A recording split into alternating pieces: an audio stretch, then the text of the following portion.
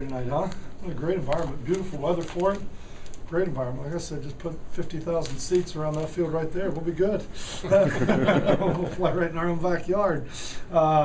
Great atmosphere. Great night for a second scrimmage.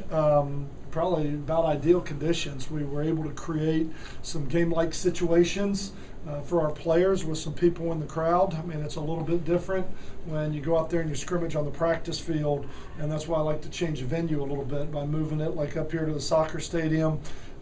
Great atmosphere, great venue. Some guys got to get out there with some people sitting there watching them and go play, and we got a great evaluation on a lot of guys. We won about 150 plays tonight.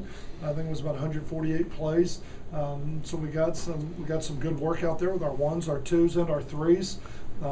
Like I've said this before, every time you throw a touchdown pass, you get excited and go, "Ooh, nice play."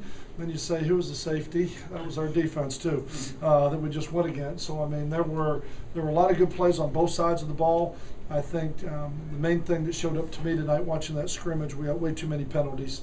We had a Big East officiating crew out there today, which is only going to help us. We have them out there so we can get our players can understand what penalties are, I mean, what holding is, and what defensive pass interference, and hands to the face, and all those little things maybe that go unnoticed every day on the practice field. But I thought there were way too many penalties, especially on the defensive side of the ball today. From a defensive standpoint, I don't think we started. We were a little flat. I don't think we were quite as emotional as we need to be to play this game defensively early in the scrimmage, but I thought they came back after the halftime, and I thought when it went ones-on-ones, they really turned it up and did some good things. And offensively, a lot of great individual efforts, a lot of guys stepping up. We were able to move the ball a little bit tonight. Like I said before, last week was a personnel scrimmage.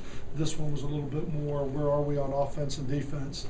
And I thought we did some good things on offense tonight, but we got to get more consistent if we want to be a great offensive football team. We got to keep growing. But a lot of great individual performances. You know, you get a guy that's a fifth-year senior and a guy like B.J. Daniels, with him playing with the comfort level and the poise that he's playing with in the pocket, the way he's playing within the system, and the decisions he's making right now.